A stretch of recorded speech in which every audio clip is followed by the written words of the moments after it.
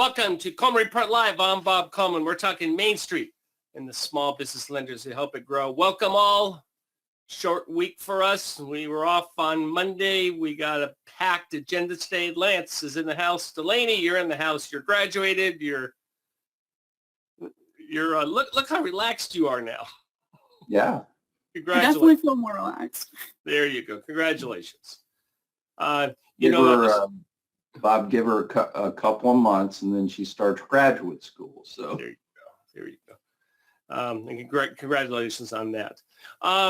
Let's see. Let's start with the top 8 management performance challenges. This report, Delaney, came from the Inspector General. Now, the Inspector General works for Congress. That's a simplified version. They do not have direct line authority of anything in SBA.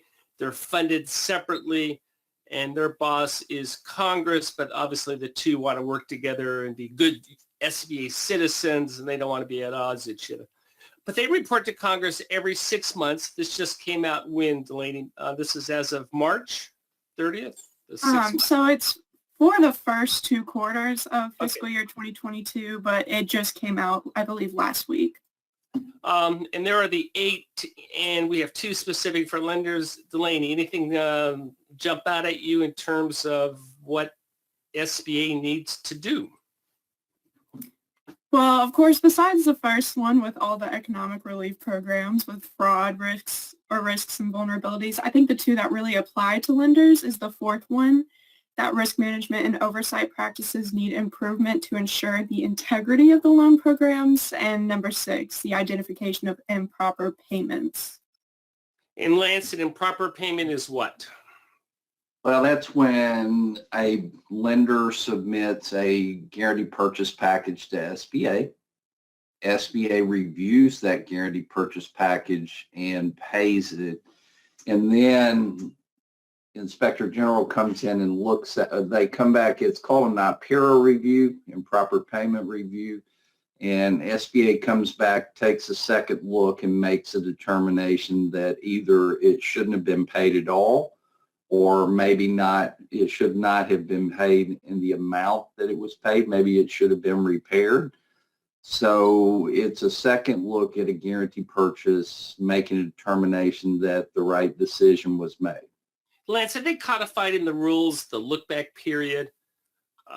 Is that, I know lenders and SBAs, there was sort of an unofficial 2 or 3 year period. It's not, technically SBA has how many, they have a long time to go back on a lender. Yeah, I'm not real sure what the look-back period is, Bob. I just know IPERA reviews are kind of difficult for a financial institution because you go to all the trouble, you pull together all the information, you submit your guaranteed purchase package, SBA reviews it and pays you, and then a year later they come back and say, whoops, we made a mistake. Yeah, you've already charged it off your books, and then SBA comes back and says, we made a mistake. And the person who did everything has now left the bank. And yeah. And I always... And I know we have SBA friends on this show, and this certainly is no dig at them, but I always tell lenders, that's not an immediate, hey, send a wire transfer to SBA, just roll over and pay them. I think if you believe your guaranteed purchase package was solid, if you think all the information was solid, it's when they identify an improper payment, it's not just pay. There can be a negotiation process. Absolutely. Between the institution and SBA. You can say that you do not agree, and here's why. Yeah, the rules are very simple. They're in the SBA. On that instance, you got to tell about everything. Open up the book, say, this is everything. Don't hide anything, and say, but we respectfully disagree. And again, I've seen these reports from the Inspector General, and they've said, hey, you deny the guarantee, and SBA will say, well, we don't really agree with you, or we'll go back to the lender to get additional documentation. Just because the Inspector General says it in his reviews doesn't mean that it's going to happen. Obviously, you should be concerned and work very closely with you on that. So that is, And Delaney, what they said, they reviewed 8 loans and they said, hey, there was 8.7 million in question costs, which means they want better documentation or they want the lender to cut a check. We have no way of knowing what the final resolution of these are, but as Lance said, let's when you get that check, it's not necessarily over. Yeah, majority of circumstances it is, but again, SBA has the right to come back and review it after the fact, guys, and they could come back and say, hey, we improperly paid you, and you owe us this. And like I said, I've told many institutions, that's not an immediate rollover, send the money. If you did things the right way, if you're a good SBA citizen, you can say, I don't agree, and here's why. And if you want to read the report, we have it attached, and that's there. Hey, interesting things going on with USDA, Delaney. What's happening here? Yeah, so they invested $770 million to support rural businesses. It's going to be open for 36 states and Puerto Rico, and I believe it is 154 investments through 3 different programs. And now we've heard that rumblings, Lance. I don't know if you're involved with the USDA B&I programs, but as now they changed the name on them. But they're having funding issues and they're basically out of money. They're trying to scramble and move things around. If you have a loan that you want to use under USDA, please be in close contact with your state. That's what they're there for. You can contact the people in Washington. Contact Thomas Kimsey, Thomas USAF. He's on the show regularly, and they have a very good handle what's going on. Also, they're doing an event in October in Washington, D.C. They don't charge for that. If you have any interest at all, I would encourage you to attend that. Well, Delaney, let's make sure we put that up in our Movers and Shakers Thursday reporting so you can take advantage of that. Why in the world would a CEO of a bank, in this case Noah Bank on the East Coast, why are they taking kickbacks, Delaney? What's the? I'm not going to ask you what his thought process is, but what happened here? That's a great question. You know, Bob, I told you I was going to calculate all the money he got in kickbacks. That totally slipped my mind, so I can't tell you exactly how much he gained. But he was essentially helping the bank with these loans for small businesses, and he was getting the involvement of another person who was a loan broker. In some situations, he was just stating that the loan broker did some kind of work, even though he didn't. And in other cases, he was getting referral fees, this loan broker was.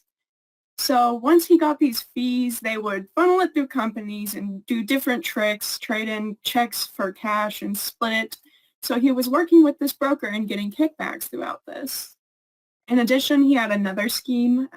He was helping formulate these loans for businesses that he had involvement in. So, for example, I believe one was with the loan broker, I think, his wife. So he was also getting money from these loans as well. Lance, if you have if someone in your institution has an interest in a company, say a spouse, how's that, a spouse of someone, you're not going to process that POP, are you, Lance? I'm not going to process it at all. You wouldn't process it? Well, the problem is there's some language in the SOP 5010-6 that says, no loans to businesses that, one of the owners of the business is an officer of the bank. So I'm going to extend that to spouse of officer or spouse of bank employee. So, I'm not making that loan.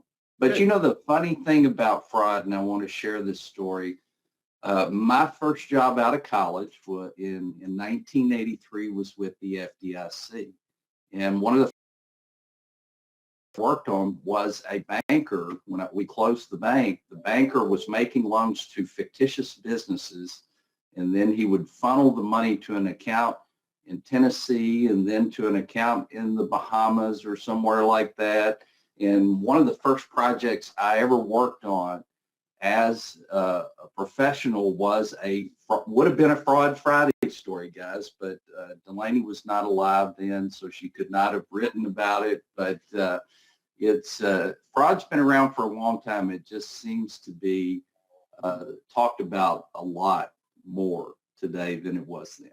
Well, there's more transparency, I know, and well, there was no internet then, Bob. yeah. And you can go and access all these. And Delaney's pulled the actual court reporting. We've gone through them. So this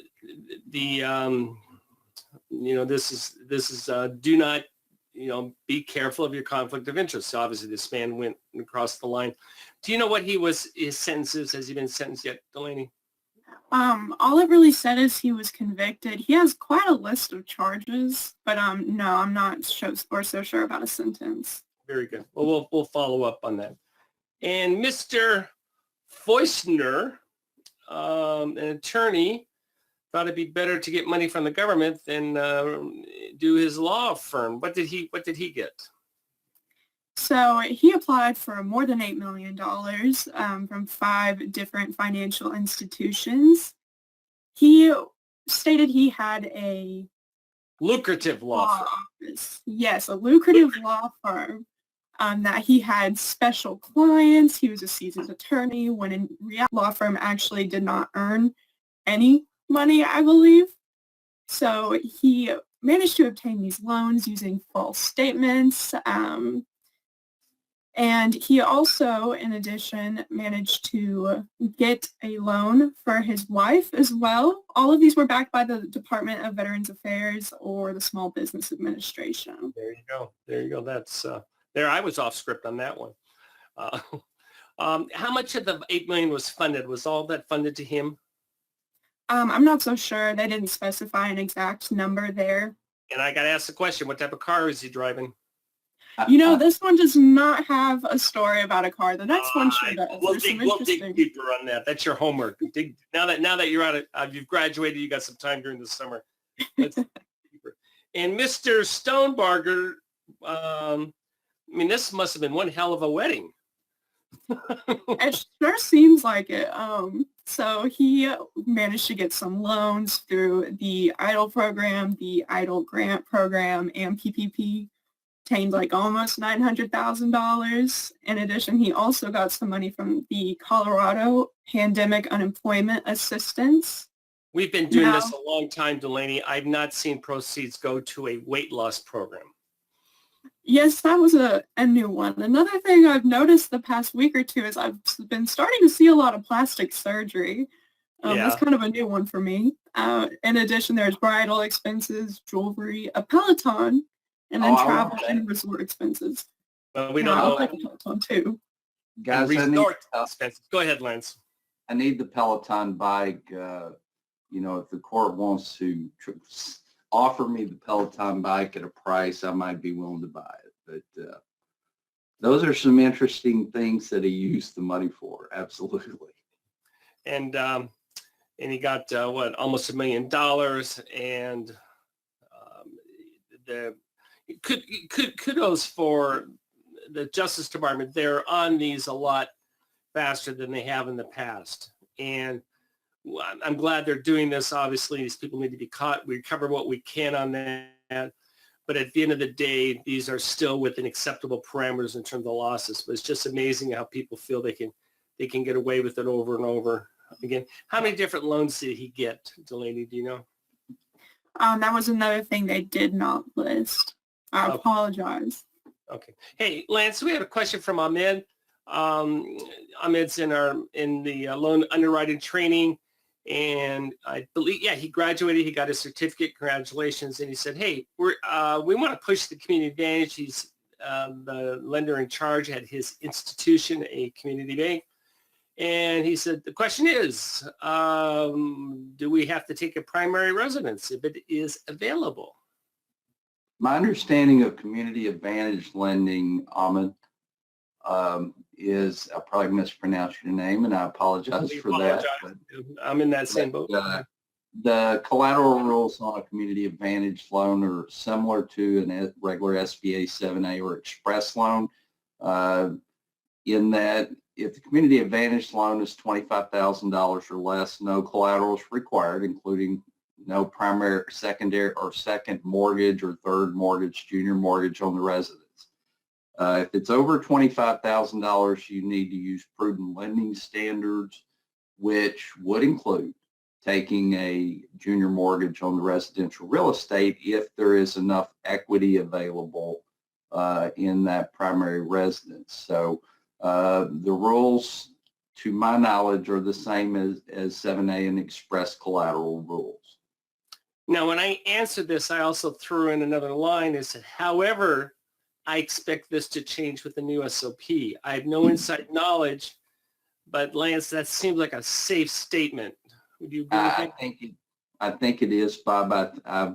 At the NAGLE conference and in some other things that I participated in, they're wanting the Community Advantage program to be more robust. I've heard there may be some changes. Well, as an example, Bob, we both have heard and know that the unsecured size is most likely at least going to double. Well, yeah, It from may be 25 more to than that. It needs to be higher than that. Yeah, I hope they go to 150, and that 25,000 small loan, that's been there forever. So hopefully those are there. And again, we don't have any inside knowledge. We know that they've announced the new SOPs. We do not know when they'll be released. Traditionally, Lance, they'd like to get them out by the end of the fiscal year, which would mean September 30th. That's traditional. Yeah, I think I've got to be honest with you. I think it'll fall either right before the end of the fiscal year or shortly. Or the calendar year, yeah. So, but we expect a lot of those to change. Let's see. The compensation reports are done. We've sent them all out. If you completed the survey, our promise to you is if you give us your information, we'll obviously keep it anonymous, but we will also send you that survey. All of those should have gone out. If you are in one of those niches and you have not received it, reach out to me and I will be more than happy to send you the 2022.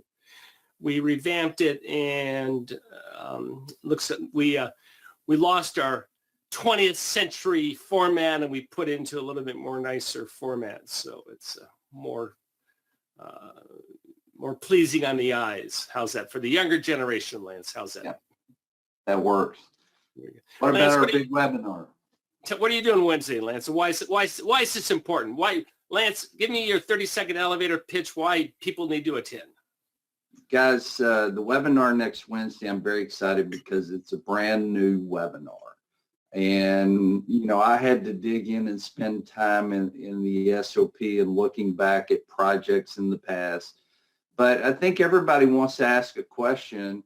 If you're a PLP lender, when should you process it PLP and when do you process it GP? If you're a PLP lender, you should never do 100% of your loans PLP. There are certainly times when you should do them GP. And what I did is I come up with 10 different scenarios, 10 different areas where you absolutely should consider processing the loan GP and not use PLP. So I'm really excited about it. I want you guys to sign up and hopefully that will help you PLP lenders know when you need to send it GP. So I'm excited about this. Lance, not to steal your thunder, but I noticed in the Paris score, lenders are rated on that as a benchmark. I don't know, but what is just give me your guess of what percentage of